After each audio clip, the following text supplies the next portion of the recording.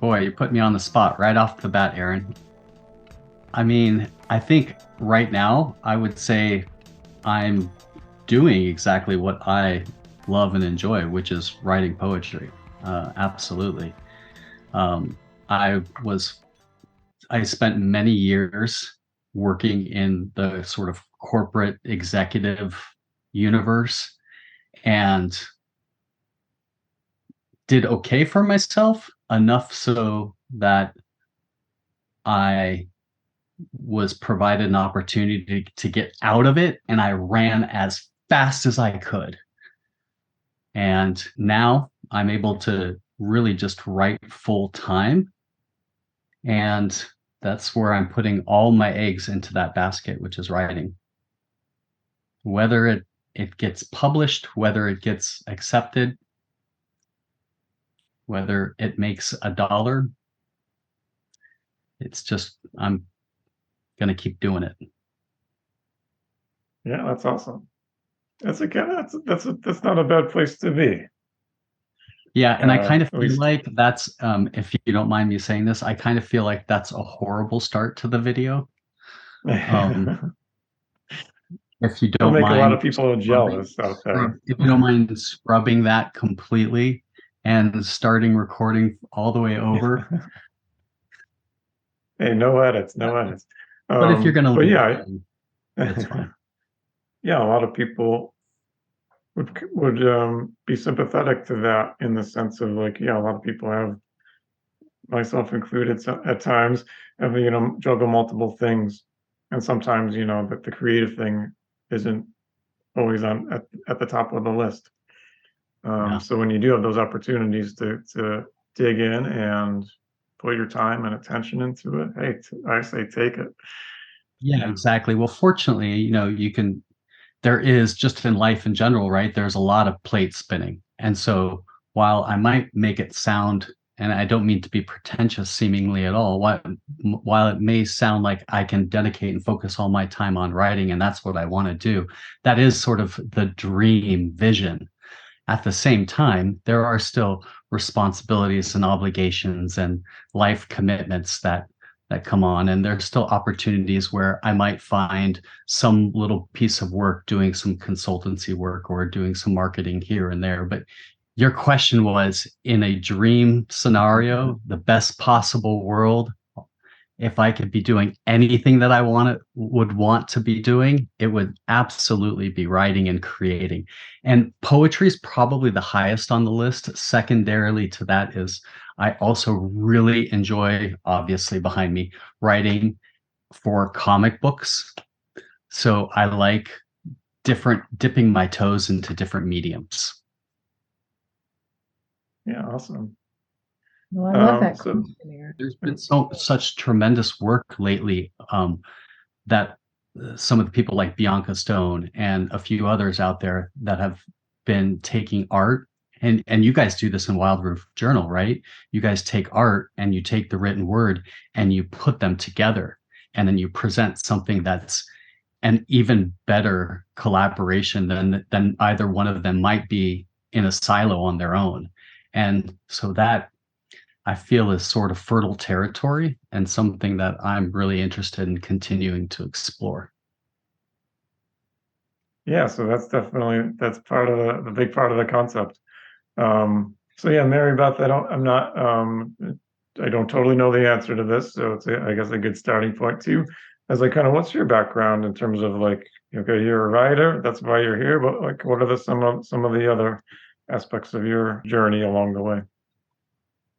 Well, I've done a lot of things. I guess I should say I've made money at a lot of things, but primarily, I taught at the university. I taught creative writing and women's studies. But I've always wanted to do a lot of different things. Like I was one of those students, that couldn't ever settle on a particular degree because I loved everything. Well, not everything, not accounting. I mean, I never had a business mind, but like I love the sciences and I love the arts. And so my undergraduate degree is a cobbled together degree from all of that. And so it's no surprise that I became a writer.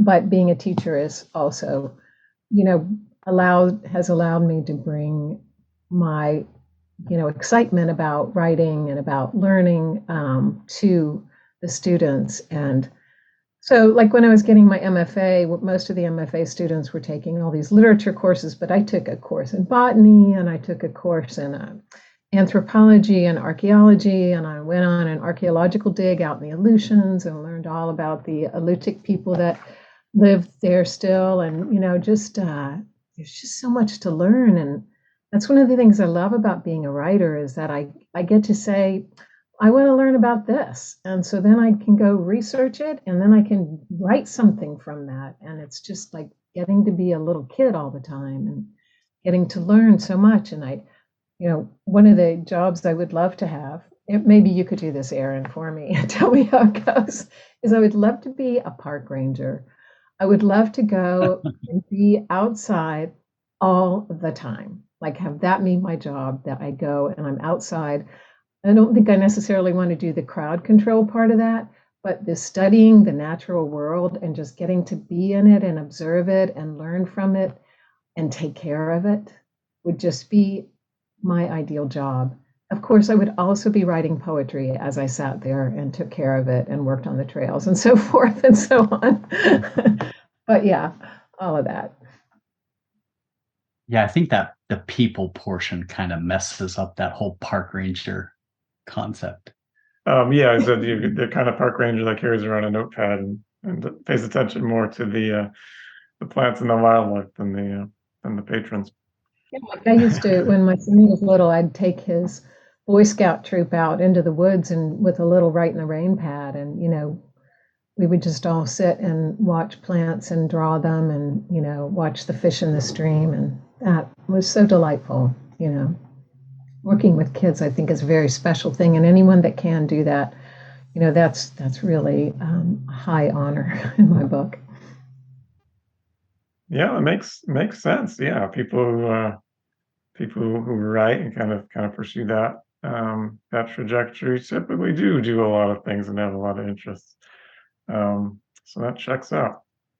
Yeah, so I think the idea for today would be each of you have a poetry collection. So I don't want to kind of like bog us down too much with theoretical discussions. I'll say, hey, read us a poem. You can make a selection, read your poem, and then if you've joined us for previous podcasts, one of the things we love most is getting the behind the scenes view of the poem. So it's all well and good to analyze and play the interpretive game, and we do our share of that. But it's worth taking advantage when we have the actual writer here reading the actual poem to say, hey, what were you thinking? What was the inspiration? What were influences? Was it just happy accident sometime, or you just kind of came across the right thing and it just popped out, or was it some other winding path? So yeah, Marybeth, you have the honor. You're a returning podcast participant. Okay. Yeah, so I'm going to read from, this is my book, Tender Gravity.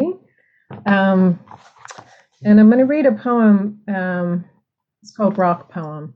But I'm just going to give a little background before, in terms of the place and the time that this poem rose from. I got to go on an artist residency in the Tracy Arm Ford's Terror Wilderness area of the Tongass National Forest.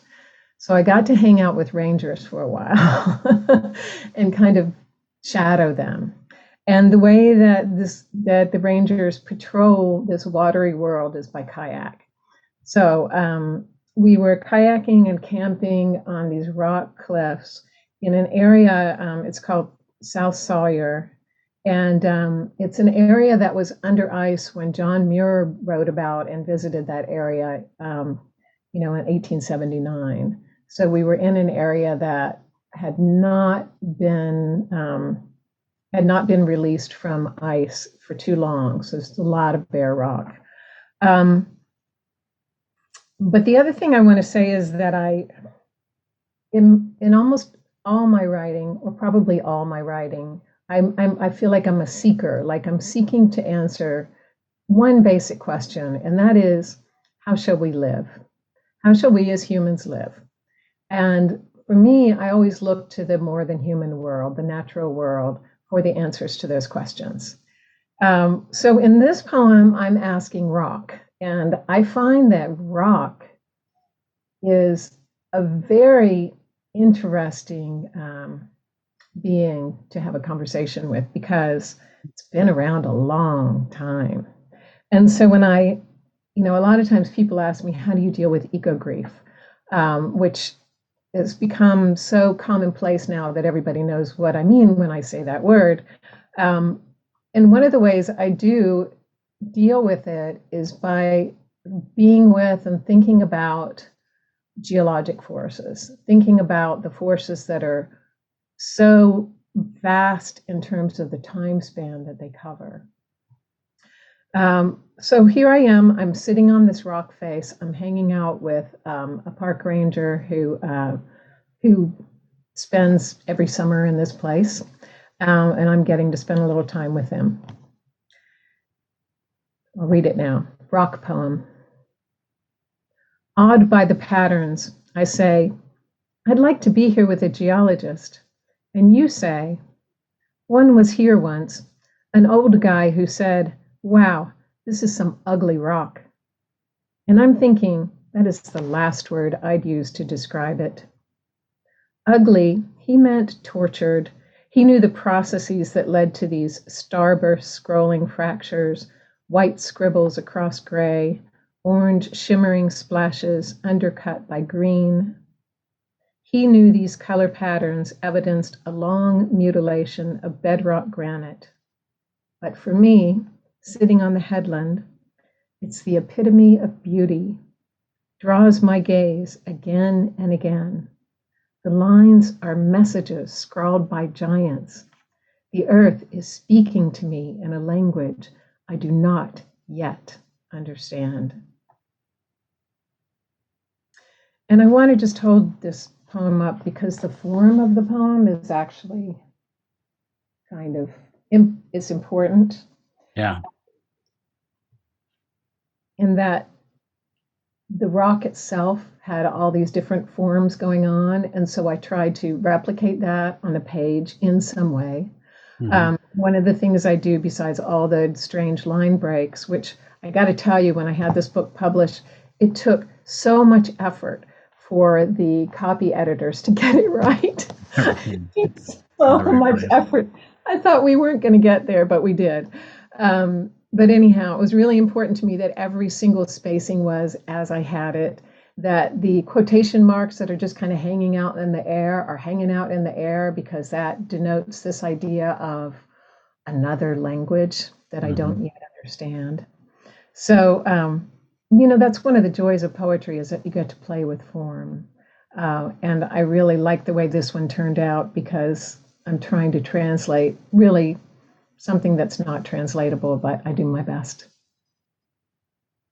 Very nice. Yeah, absolutely. Thank you for that. I feel like I want to share an anecdote, because it has the rock and the rock and poetry connection. So I guess I could throw it out there, and I don't know if it's too much of a tangent or not. But what you were kind of saying about just kind of the view of rock as something ugly or something ordinary, and something precious, and that kind of like that interplay just made me think of it. So I traded a book for a piece of onyx a couple of weeks ago. It just kind of happened just by circumstance, and I'll spare you the kind of long-winded details, but that was the trade: a book for a piece of onyx. And there's something so like kind of pure about that interaction. It wasn't planned. It wasn't. That's kind of what the person had like on them. It was their piece of onyx, and and it was just like, oh, I felt good about it afterward. Like normally with that, the rock, paper, scissors games, I was thinking, well, normally paper beats rock, but I just traded my paper. I don't know if this is a smart move. But it was just this odd thing, like, come on, I never like desired a piece of onyx. I never really thought about it. But I carry it around all the time now. Sweet. Yeah. So it just had that kind of reverence for me when you kind of mentioned that in the poem. So I'm with you. I guess it's a long way of saying I'm with you with that. And that rock will be around a lot longer than that book. Yeah, right. As a book person, that's a little bit painful, but yeah, that's probably Right. true in a literal sense, yes. You said one thing too that I was striking is like just kind of the central question was like what I kind of rephrased it in my head as like something like what makes life worthwhile. That's not exactly what you said, but that's what I wrote down. What makes life worthwhile? And we can have like so many answers to that. So is that something you've pursued, or is that a thought you've had in kind of more of the larger writing experience? And Yeah, for me, the question is more, why am I here? Why are we here? Or as Wendell Berry said, or what's the title? What are humans for? That's the title of his book, right? I mean, I think about that a lot because I can look at the natural world and I understand what this birch tree outside my window is doing for the birds and the soil and all these other beings. I often question what I'm doing, and the answer I always come down to is I am here to love and praise. So my poetry is why I'm here in a way. I mean, that seems very grandiose, I know, but it's kind of this philosophical question that I've always struggled with, like what are humans for? Like really?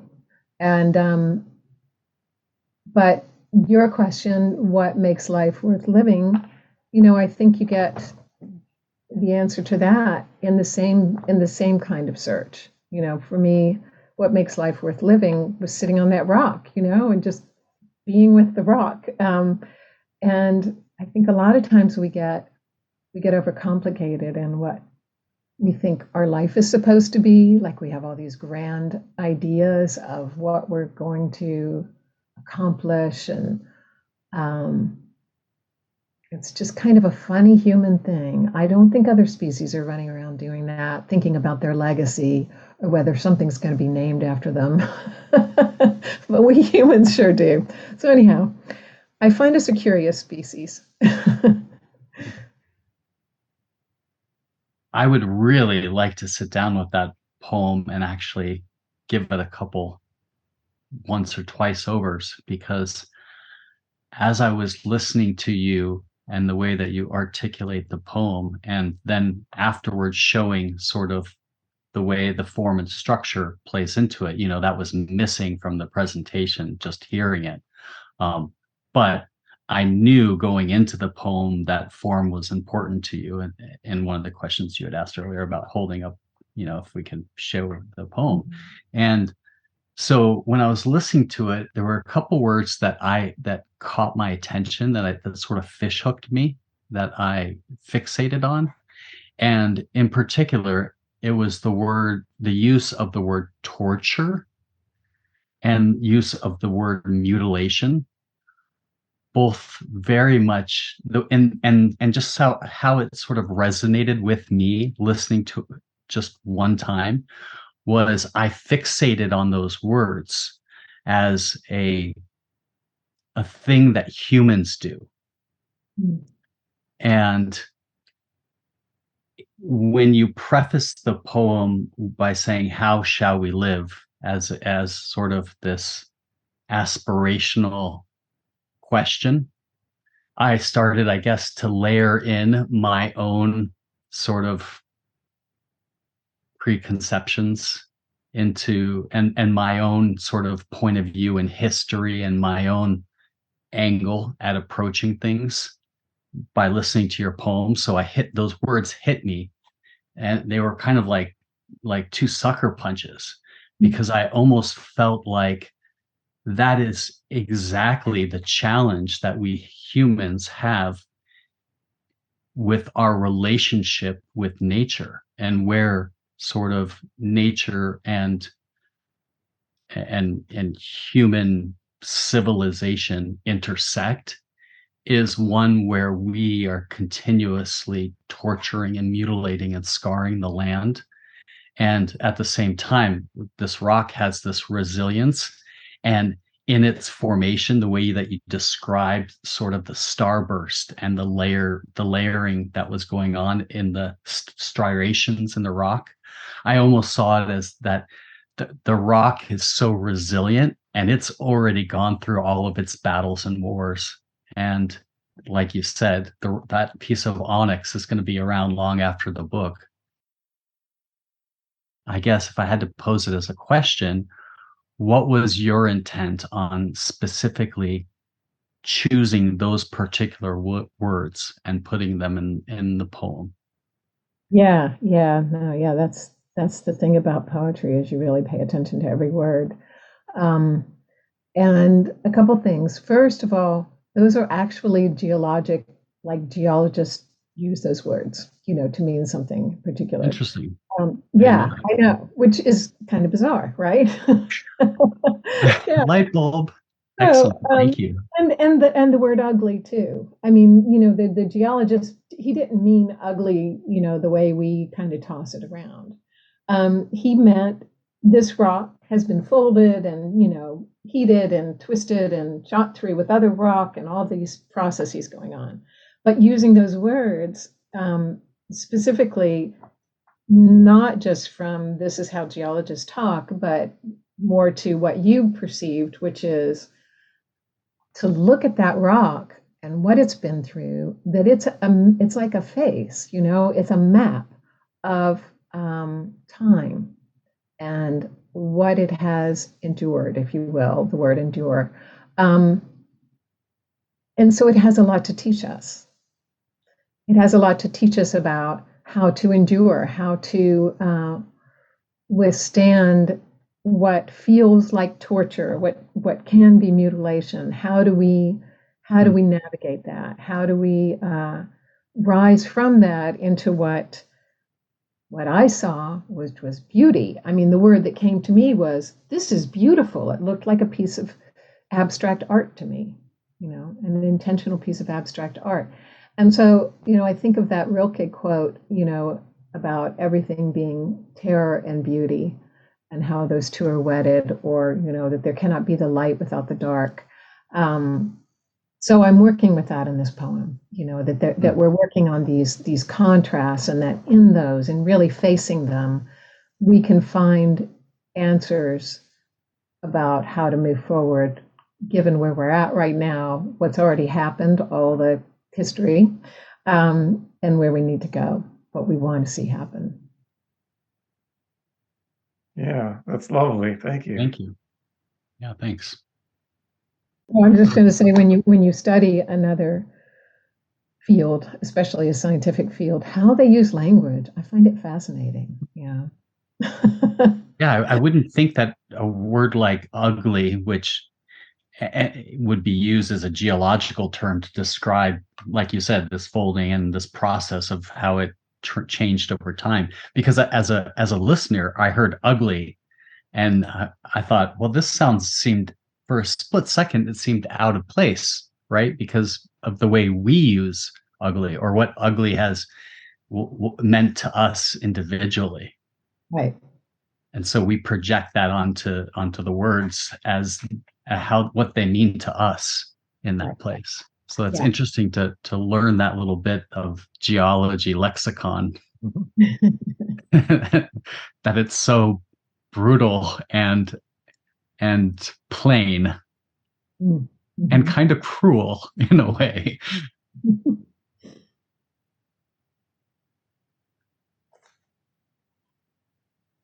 Marybeth, I have a question.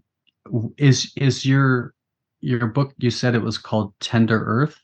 Tender Gravity. Sorry, Tender Gravity. My mistake.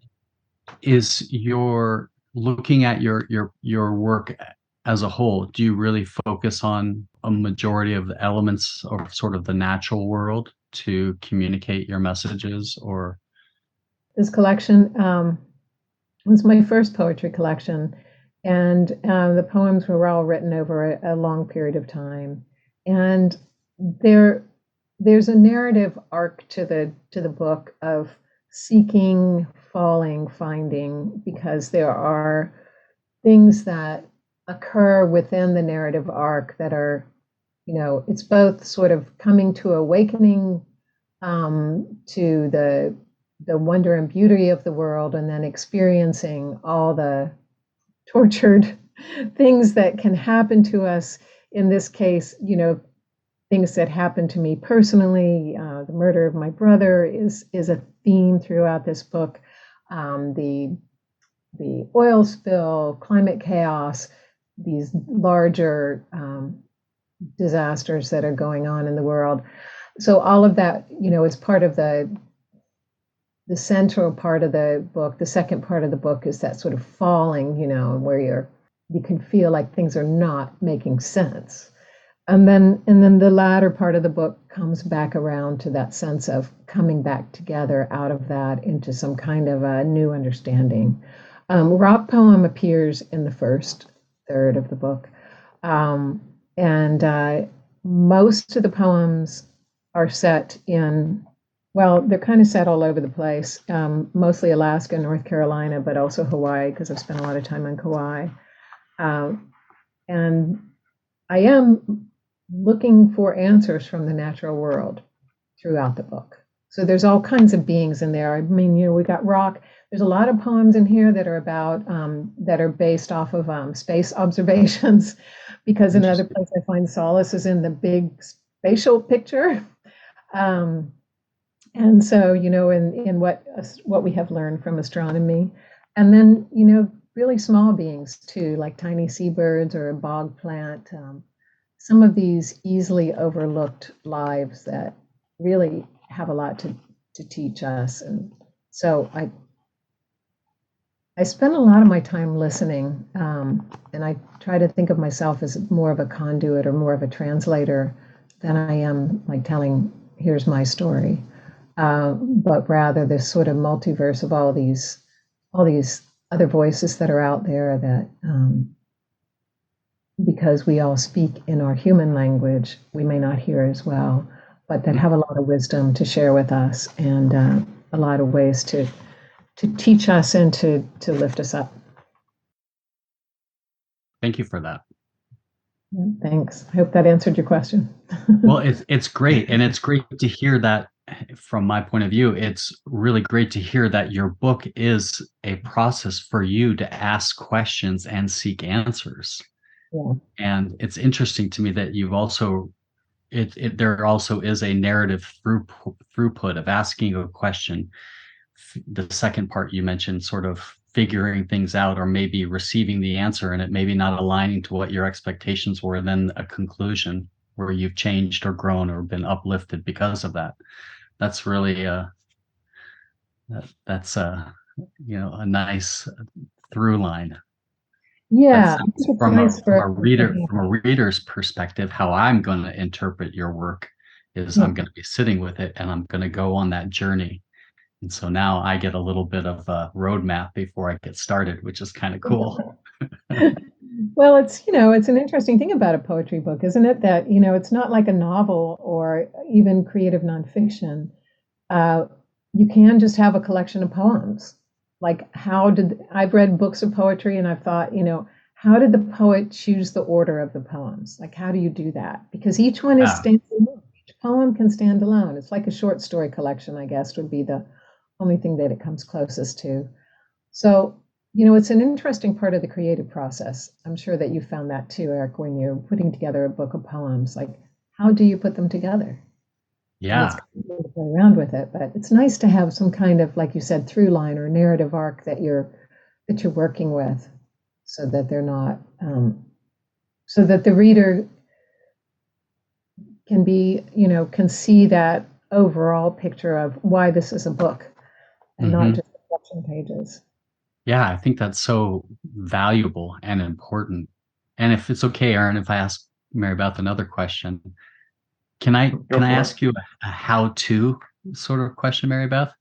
Mm-hmm. So along those lines, when you were putting together Tender Gravity and sort of laying in the structure and organizing your poems, did you get input from someone else?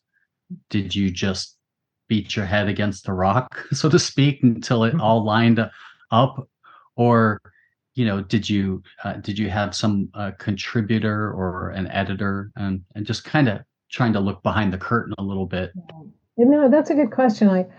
I didn't. I know that what I did was I had an idea of what I wanted it to be, and I had a lot of poems, and I had some more to write. Um, it's kind of like the way the Heart of the Sound was. It started out, my nonfiction book started out just with some essays that I'd published, and then putting them together, and then threading, writing the missing pieces. But for this, I read a lot about how other people put together poetry collections. There's some good articles out there, Yeah. some good examples. And then a friend of mine, she said, well, it's just intuitive.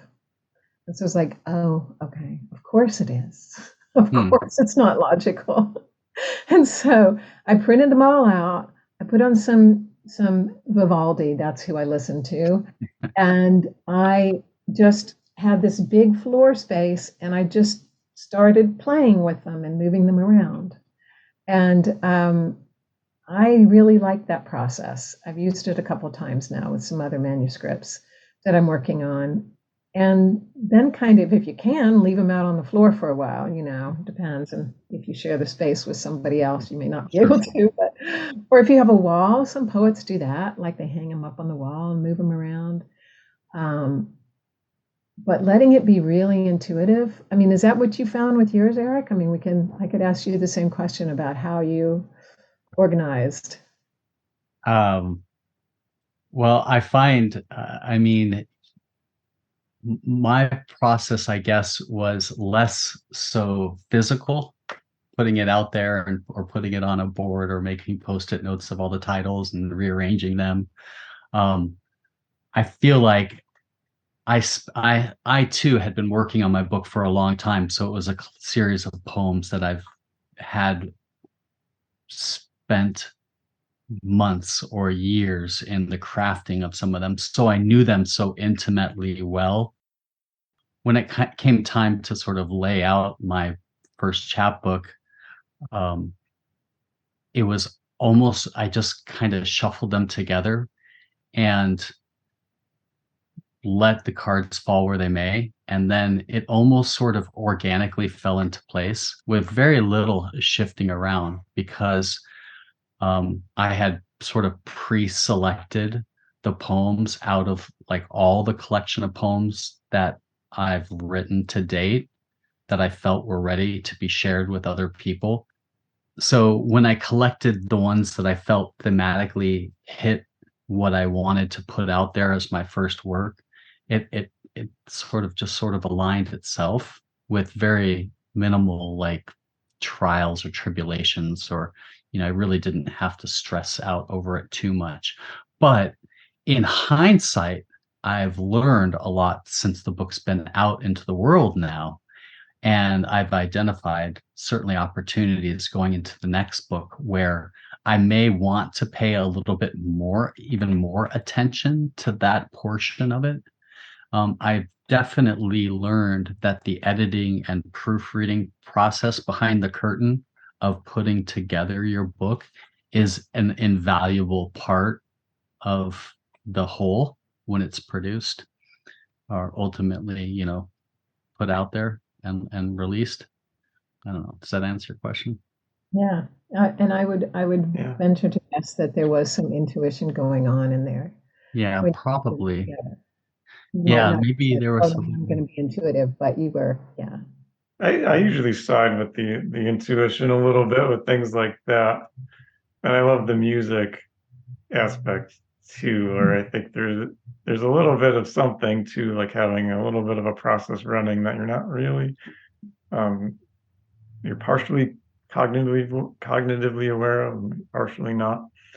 But yeah, when you said putting together maybe a poetry collection, is maybe like a short story collection. I think it's like putting together an album. I think that's the best analogy I have, is like, that's how I frame Yeah. it. Maybe that's my 17-year-old wannabe musician self peeking its head out. Because I never got to make an album, but I can, oh well, I could Well, put no, together poems I and agree with pictures. that. Yeah. I think that's a completely valid point, and very much is, intuition, that young, that youthful sort of rock band version of yourself that puts together the pieces, because you also want to make an impression, and you want to put your best foot forward, so that people would get the most Yeah. impact out of it and go, "Ooh, I really like this." Those, you have those poems, Yeah. I'm sure, Mary Beth as well, that you're like, "Oh man, I love this poem. This was great. Other people have to love this." And you just hope that they love it too. I mean, who knows if they do or not, but when you do get some feedback and people are like, "Oh man, that rocked," or that I really connected with that particular poem, or got a lot out of it. That just, it's like a wave of euphoria. So nice. Yeah. Yeah, then you're hooked once that happens. But yeah, no, that's probably the best part the best time to say, yeah, why don't you share one of your poems? So yeah, which one did you pick up for today? I'm going to read this poem. It's entitled "In This Place," which is from my first chapbook, which is called "This Is Our Secret." And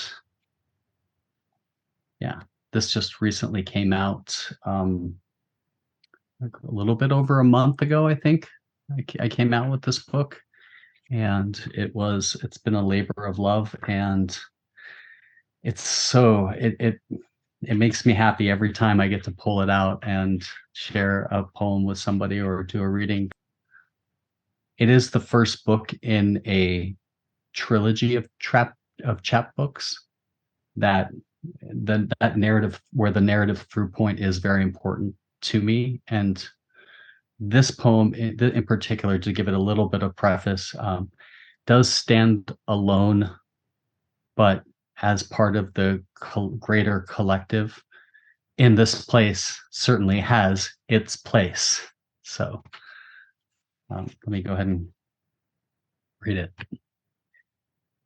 In this place, where currency and blessings are not the same, where tomorrow is less desire, more excuse, a single wildflower clutches her earth as if abandoned, as if having suddenly become aware and having no way of sharing.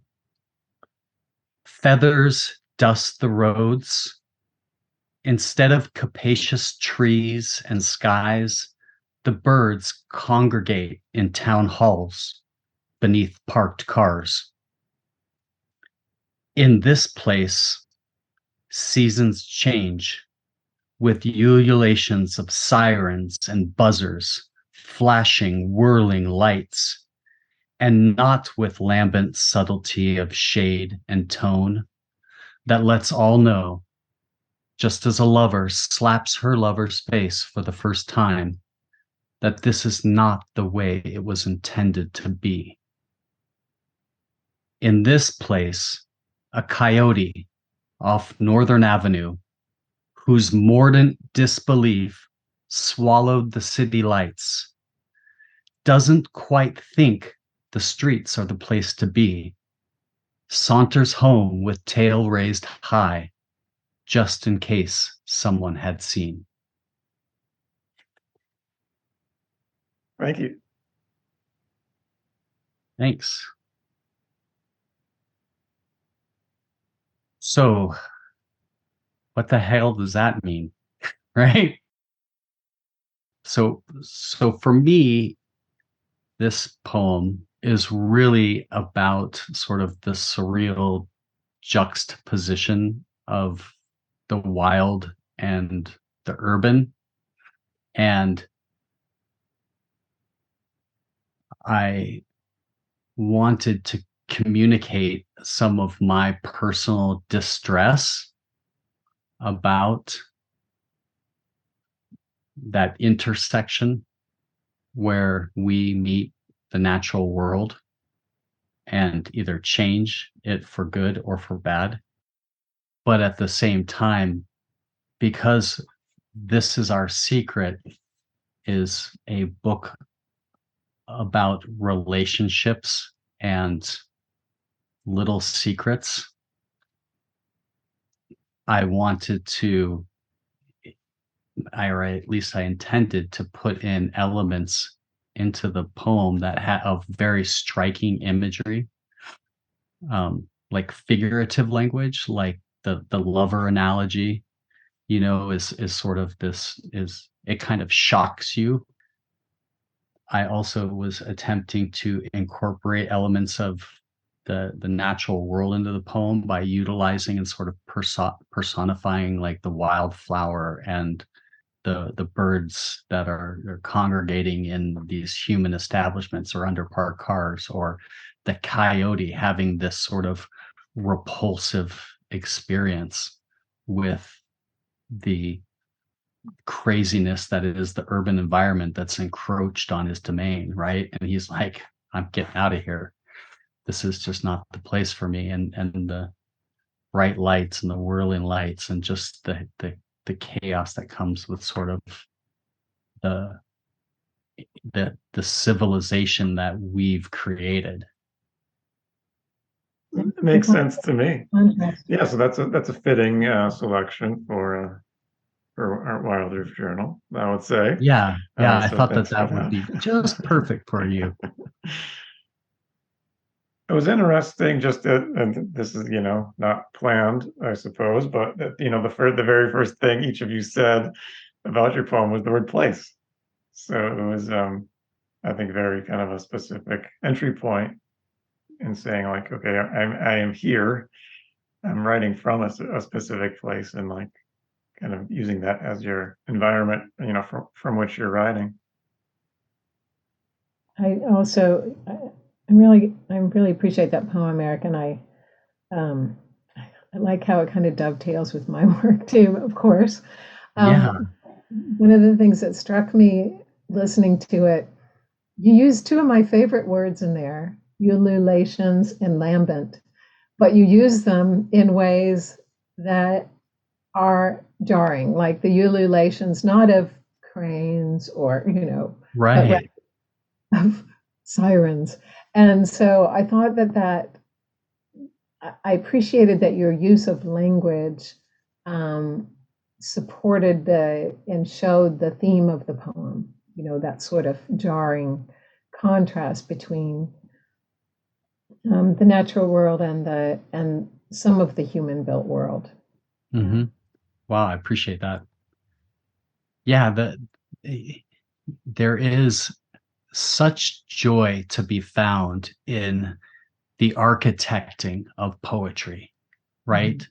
The fact is, as poets, all three of us, to be able to challenge the reader's preconception of the way that the word might be used in their day-to-day or the way they've always seen it used.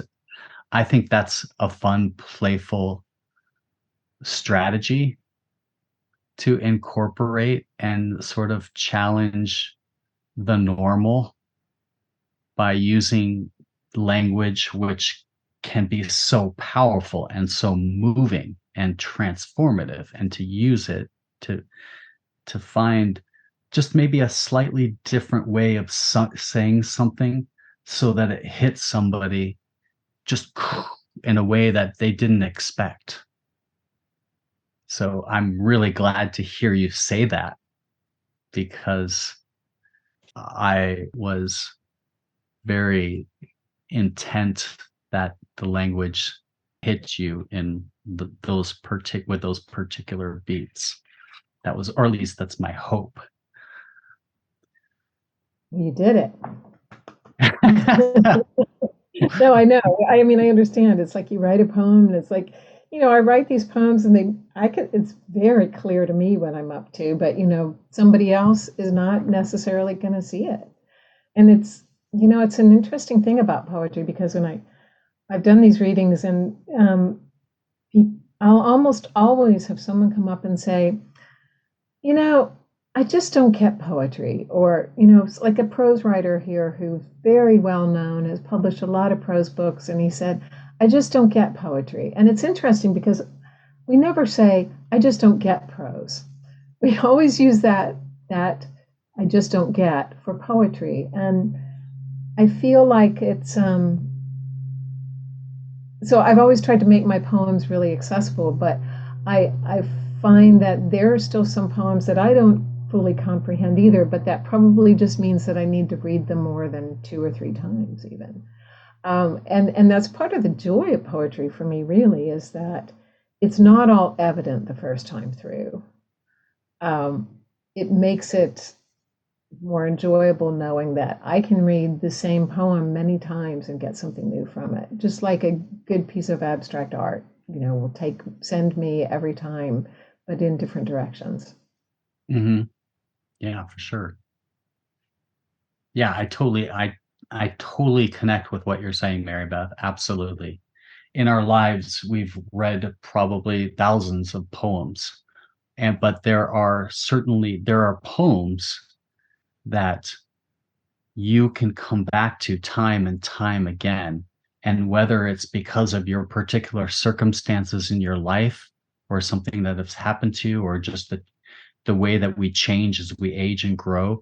And so we see things from a different point of view or a different tract, and can return to a particular poem and just completely come at it from a totally different angle and be enriched and uplifted because of the revelation, right? The exposure of a different meaning, a hidden meaning in that poem that wasn't there to us the first time.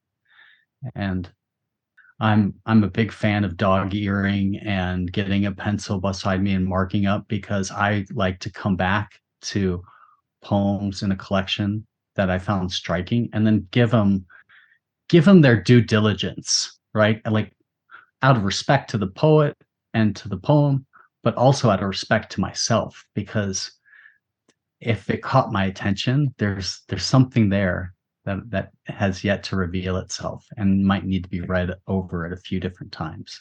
Mm-hmm. Who are some of your favorite poets that you're reading right now? Oh boy. Well, I Don't have ask me read that. I have read well, this guy's pretty good. No. Who have I've been reading so many poets this month because of the Sealy Challenge that's going on. I don't know if you're familiar with that, Mary Beth. It's a poetry challenge put together by this, I guess, I don't know its origin story, but Nicole Sealy was a poet, the University of Arizona Poetry Center. These two things smashed into each other and created this challenge whereby during the month of August, the challenge is read a book of poetry a day. There, that's what it is in a nutshell. So I've been doing this particular challenge this whole month. And so every day this month, I've read a book of poetry. So who's my favorite poet I've been reading lately? I've been reading so many. It's hard to pinpoint. I'll tell you a couple that really stand out to me, just so that maybe you guys can jot it on a piece of paper and say, "Ooh, I might want to check that person out."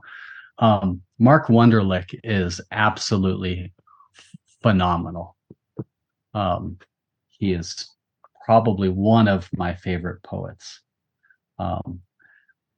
I also have that this isn't the time or place for it, but I have a personal connection with this poet, even though he doesn't know me from Adam, but I have a personal connection to his writing. And you know how you have relationships in your youth and they always, you have fish hooked onto something and it'll always be with you. Well, he's one of those poets where anything he writes, I will always be there to read it and pick it up. So I read him this month again, and returning to him was absolutely phenomenal. Um, there are some very more commercial poets that I really do like. Billy Collins is great. He has a levity to his writing and a sense of humor that is, I Yeah. find, very uplifting. Ted Kooser as well, both prior poet laureates, and so they've got all the accolades and everything, but these are talented poets and they're great. Boy, what about you? What are some of the poems that you like, poets that you like, Marybeth? Gosh, some of my classic favorites are Wendell Berry and Mary Oliver. Yes, Mary Oliver. When I first started, I wasn't writing poetry, I was just reading poetry because the poet Jane Kenyon, who's another one of my all-time favorites, she gave advice to young writers, and one of her lines of advice was, have good sentences in your ears. And so the best sentences are poetry. So I would read a poem every morning before I started in on my own writing, which was always prose at that time. And Mary Oliver's were just my favorite because they're such praise poems. They're so delightful and surprising, and they're very accessible. I mean, a lot of times,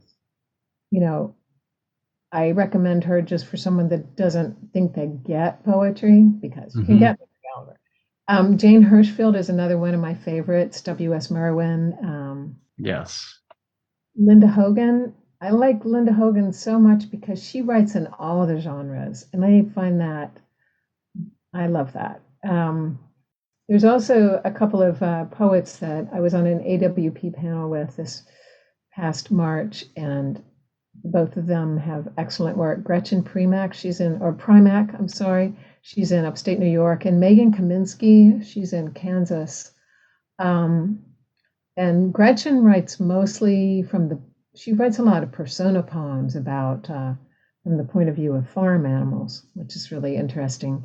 And Megan writes a lot of poems from the point of view of plants, which is really fascinating. I've really been enamored of poets that are doing that kind of thing. Like, we've written about animals for a long time, but we don't write about plants very much. Plants?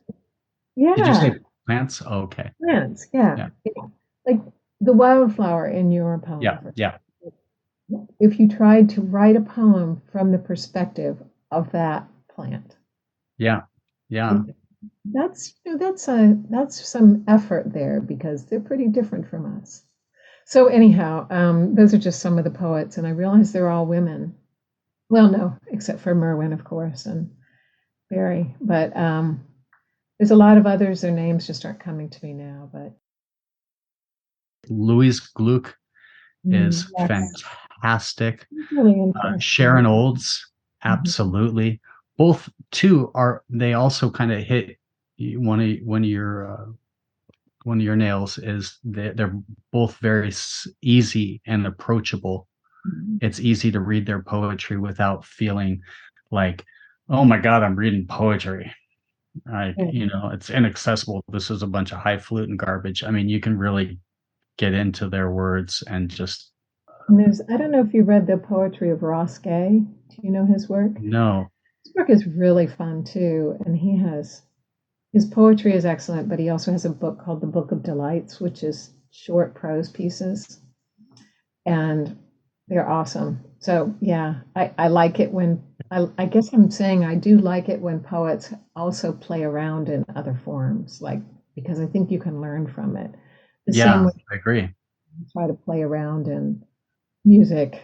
I'm not ever going to play for anyone else, but I play around in it, or I play around in painting or drawing or something, because I feel like if you work in another art form, it inspires and enriches the form that you are really practicing in, which for us is poetry. this month, Erin Ballou, who's been around for a while, she's been great. Jane Satterfield, Cynthia Huntington, Gabrielle Bates is a relatively new up and coming poet. It's not only great to peer into different perspectives and different talent, but poetry, and this is one of the things I guess I love so much about poetry, is that poetry transforms me. It makes me a better person. It allows me to see the world through different lenses. I don't know what that is like when you go to the optometrist, and they're like, and all these things are dropping down, right? I get to see with clarity. I get to see blurred. I get to see pink. I get to see white. I get to see yellow. I get to see rainbow. I get to see poetry does it, and it does it so much more powerfully than prose, in my opinion, because of its condensed form factor and shape. Because you can take in poetry, like you said, you read it every morning.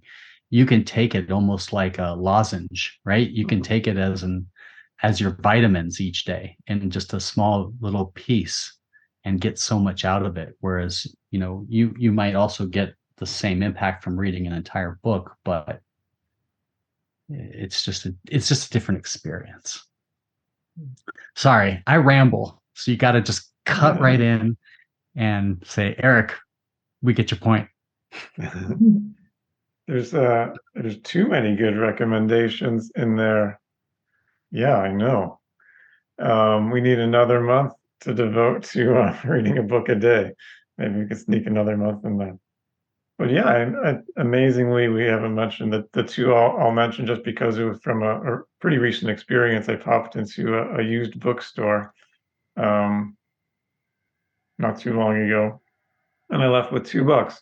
One was Tess Gallagher and one was Gary Snyder. So I felt like that was pretty representative of like my influences. Like if I like leave with those 2 books, I feel like that was pretty accurate. But I love those 2 poets as well. So yeah, I think we did it. We covered a lot of grounds. I think that's a good ending point with especially with all those recommendations. I feel like if you don't feel like reading reading some poetry now, I don't know if you ever are gonna feel that way. Thanks again, Marybeth, for returning, sharing your poem, rock poem, with us. And thank you, Eric, for sharing your poem, This Is the Place. Did I get that right? In this place, but pretty close. In this place. This is the place. This right is the secret, with you. right? Or This Is Our Secret is the name of the book. and Marybeth's book, Tender Gravity. I saved my plug for last, right? I have a new chapbook, The Half Turn, which just came out, which maybe I'll share something some other time. I'll save it for later, but I've been posting about it enough on Instagram. If you've been following Wilder Journal, you know what? You've seen enough. This isn't to butter the host, but Aaron, great. I thoroughly enjoyed The Half Turn. I was so appreciative to get a copy of that in the mail, and you in particular have a poem in there, and I just want to touch on it a second. A poem in there called Uncertainty, and you know what I'm talking about. That particular poem couldn't have it's what I was mentioning earlier. When a poem you read hits you at the right time and it just drills a hole into your heart. Like, I read Uncertainty at the exact moment I needed to read it, and it sparked fire in me. It got me upset. It got me frustrated, and it did exactly its job. Even though I knew that I knew what you were trying, or at least I feel like I knew what you were trying to do with the piece, and to leave off with the aspirational message at the back end of Uncertainty. And I know this is probably a big teaser to Marybeth. She's like, I need to go read this poem now. But it was such a great particular poem, and it hit me at the right time in the right place, and it was so impactful. And I know I'm going to go back to that poem later, Aaron. I'm going to read it again, and I'm going to have a different experience with it because it was challenging. It was a tough poem too. I found that about your writing, that your writing is actually a little bit challenging, a little bit. I don't mean that condescending. It actually is kind of tough. And I like that. I like the fact that it's like, what the hell? I need to read this one more time. But I want to read it because I know the message inside of it is valuable. And I stepped away from uncertainty, more certain. Well, that's quite a plug. I appreciate that. Yeah, I want to. I'll say more at a different time. I feel like, but yeah, I think that's fair to say. Balancing, yeah, simplicity and complexity, which is a tendency, I suppose, as a writer. Is that your particular what you fixate or focus on for the half turn was like finding sort of a balance where you can take relatively simple ideas and then make them tremendously complex? No, I'm just kidding. Or take complex ideas and reduce them to make them very simple. Yeah, I know, Marybeth, you probably relate as a professor. You could do the former, I think, pretty easily as a from time to time. You know, you can't avoid it sometimes. But yeah, it goes in both directions. But yeah, I love the idea. I love the idea of simplicity. That's something Let to me ask you ponder a question, Aaron. Since I've got you captured here for a minute on your own video, what is the cover and the art design? Can you talk to your design of the book? Because I always think that that's really important and striking, the design. What is it? And where did you get it? Who did it? I mean, what does it mean to you? That's a fun question. I don't know if you're setting me up, but I did it. So that's a photo I did as far as the cover art. It appears to be, at least I feel like it appears to be smoke, and there's a lot of fire imagery in the book. So it kind of has this appearance of kind of smoke trails, but it's actually a play with intentional camera movement. So it's not actually smoke, it's just kind of the trails of light I used. Okay, cool. An intentional, yeah. It's captivating. It turned out great. It had me wondering that I had to ask. So yeah, so I what I set out for, at least with the cover image, was I wanted something light and dark, because that's another kind of set of images that reoccur. But yeah, so the light and dark interplay was a big deal. There you have it. That's the secret of the cover. It's an intentional camera movement photo. Oh, that's great. The cover, I mean, that's all part of your presentation when you put it out there, what you choose to put on the front. And what about with Tender Gravity? I mean, Marybeth, was there a particular design element that went into the book's cover? This is from a painting done by an Alaska artist. Her name is Linda Infante Lyons, and she's an incredible artist and a good friend. And I have loved her work for years.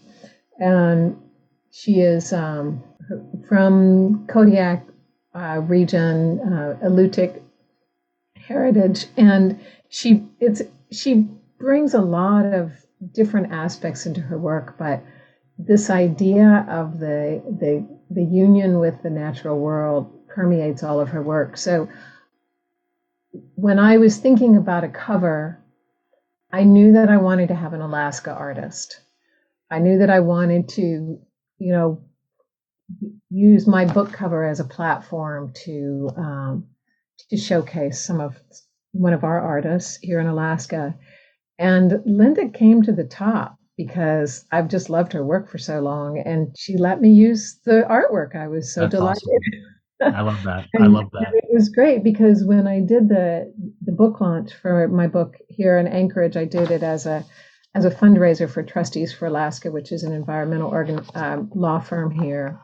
And Trustees was great. They organized everything, and I read some poems, and then Linda and I had a discussion, and we opened it up to questions from the audience as well.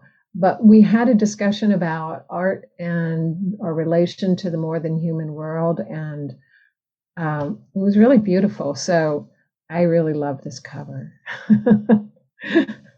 Excellent. That's great. All right. Cover chat. I mean, it's important. Yeah, thanks for asking. You wanted to go behind the curtains. I mean, I know, these are all these are Right. important And things. we don't always get to choose, what our cover looks like. A lot of publishers won't let the writer have much say over it, So it's good when we do get to have some input, because we usually do have some kind of idea. Like Aaron, like you said, the light and dark. Yeah. Well, we gotta go. Okay. Well, we don't have to go, but I think it's about time. Thanks once again, Marybeth. Thanks once again, Eric. Great talking to you. As my camera freezes out. Thank you. Thank you.